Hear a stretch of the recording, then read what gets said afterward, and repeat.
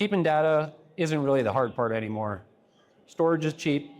The hard part is asking questions of all that data and going back years and getting that answer while the question still matters. And analysts do want to ask those questions. What happens is that getting the answer often turns into a puzzle. You have to rehydrate the data out of cold storage, reanalyze data that you've already processed once, and try to put the puzzle back together when half the pieces are no longer in the box. That's what I want to talk about here today. What's changed, what makes it possible now, and what I think you should be asking of your own systems and of your own teams. A quick word on where I come from. I started my career in signals intelligence in the Navy, and then to U.S. Cyber Command. And after that, I moved over to the defensive side at PNC Bank. In the last 9 years, I spent in the commercial intelligence realm, supporting operations in both the public sector and commercial companies. These were all different missions, but they all had the same problem. When I needed an answer, one of three things often happened. Either the data wasn't there anymore, or if it was there, the query took hours to run, or sometimes if it was there, I would have to load it into another tool that I could actually interact with, which could take days or sometimes even weeks to get the data uploaded. And that meant that the question I needed to ask of the data, I couldn't do it because the underlying infrastructure was acting as a choke point when we were trying to look at data at scale. So let me tell you briefly about what Ocient is. At our core, we're a database. We re-architected it from the ground up, and it does three things that older systems struggle with today, especially under modern workloads. First, we hold all your data at full fidelity, and nothing gets sampled along the way. We can join all that data across all these different data sets, and we can enable geospatial, graph, machine learning, and vector analytics all to run within the same engine because it sits right next to the data. And most importantly, when you run those large queries across petabytes of data, those answers come back in seconds. And this matters more now today than ever. As we all know, data volumes are expected to double every 2 to 3 years. And with the era of AI agents, where they're running 24/7, we're seeing that those agents are putting immense pressure on that infrastructure that was already fragile to begin with. And especially when they're now asking those questions, dozens of questions at a time, we're seeing that the infrastructure is now starting to be overwhelmed. So let me talk about what the infrastructure looks like at many large organizations. And probably looks very familiar to many of you. Your data doesn't live in one place. The network telemetry is in one system. Your endpoint data is in another. Your geospatial analysis, that's typically another system again. And each one typically has a different owner and a different retention period.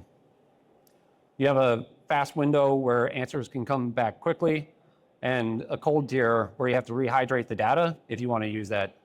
And this architecture works for a lot of missions. Where it breaks is when you need to combine that data across multiple data sets, or when you want to look across years of data to look for activities that might be of interest to the specific mission that you're looking at. And this isn't hypothetical. Bolt Typhoon sat in some victims' networks for over 5 years. And we know Salt Typhoon was also confirmed to be in networks for over 3 years. And these were pre-positioning nation-state actors. They were hiding in normal traffic, living off the land, and that tradecraft is extremely difficult to detect. And I'm not here to say we would have detected that. But what I am here to talk about is that day when the intelligence report comes in and it gives you that indicator that you need to then go back and look within your network if you've been impacted. And we all know how it happens. The commander typically asks, search the network, see if there's any indications of this activity within our networks. And the first pass is usually pretty fast. You're looking at that fast storage where you can get the quick answers of, did we see anything in the last 90 days, maybe the last 180 days? And we all hope that that comes back clean. But we all know that none of us feel very secure with those initial looks. And that's often because when we're thinking about these advanced nation states and how they've been embedded within these networks for several years, that you never quite feel secure until you can go back and look at all that data. And in the case when those indicators do come back and there is evidence, we know that the commander often asks those three questions. When did they get into our environment? How do we know they're out of our environment? And what did they do while they were in here? And that's where incident response can often reach into weeks or even months. And that's because the defenders have to go pull all the files out of cold storage. You have to reconstruct what happened as best you can. And the infrastructure today is just not conducive to getting those answers in the time that the commander expects. And policy has already moved on this, and I genuinely believe it's moving in the right direction.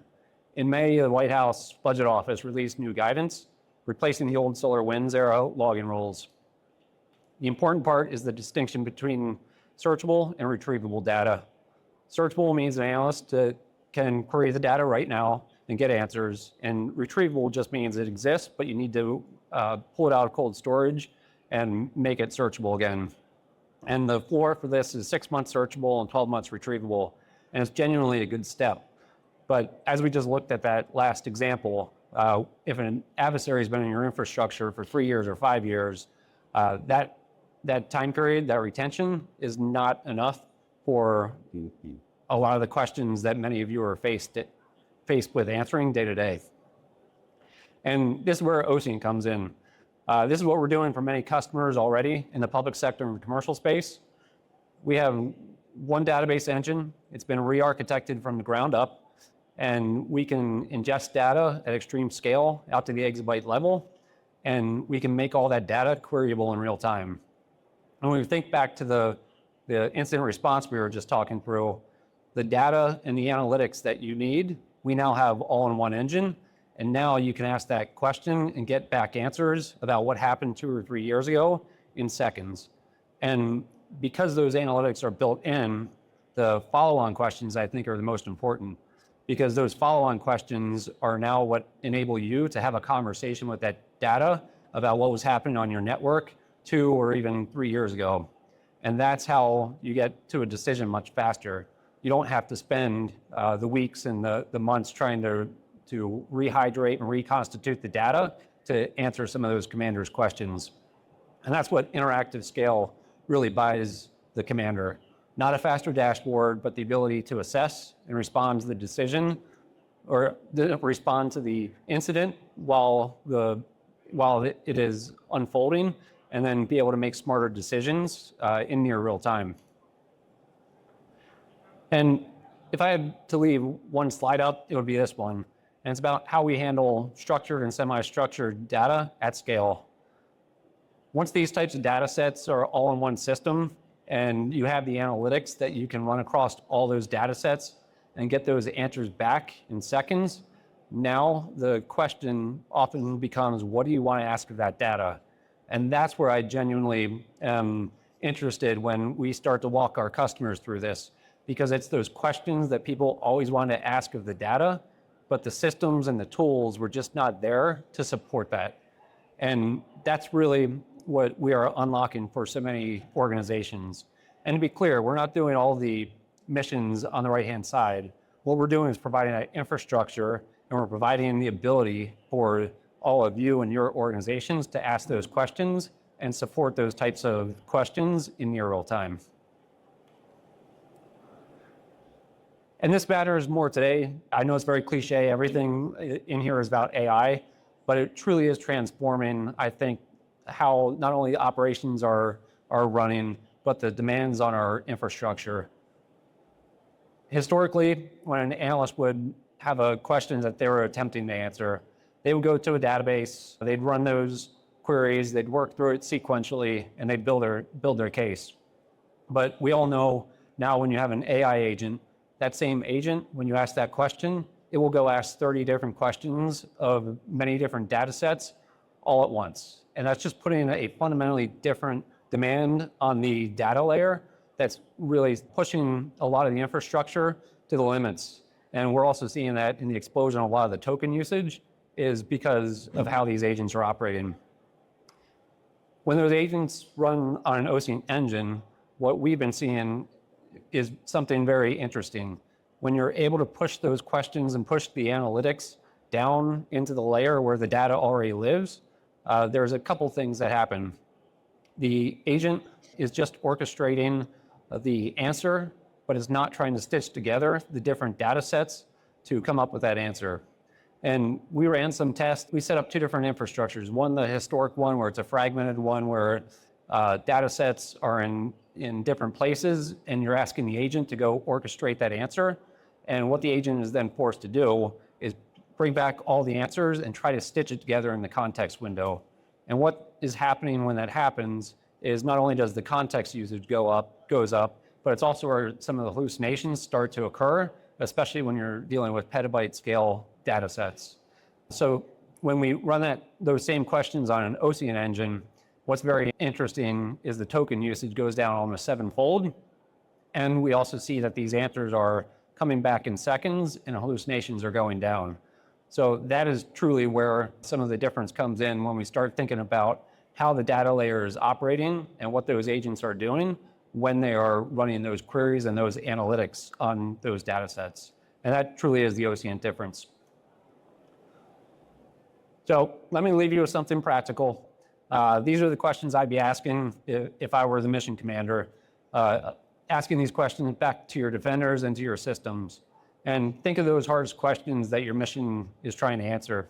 The ones that cross several data sources, or you're trying to ask questions that go back years. And these are the ones that we keep deferring because the architecture can't really respond in the timely manner that we need to make those decisions. And if you are putting that question in your data layer and not the tool sitting on top of it, listen to what the answer is from your teams when they come back. If it comes back that we can do that question if we sample the data, or if we roll it up into summaries, or if we tier it off after 90 days, those aren't just technical details. Those are actually some of the limits on what you're actually able to ask of your data. And that is something that Ocient is starting to unlock for a lot of our customers. When we have that data stored in one system, we're enabling those organizations to start asking those questions at scale, at speed, and supporting those missions that truly have the national security impact.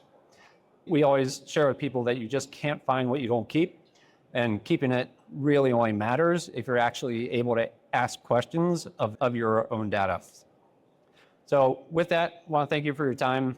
I want to thank you all for spending some time here with us here at the DODIIS conference. Thanks, everyone.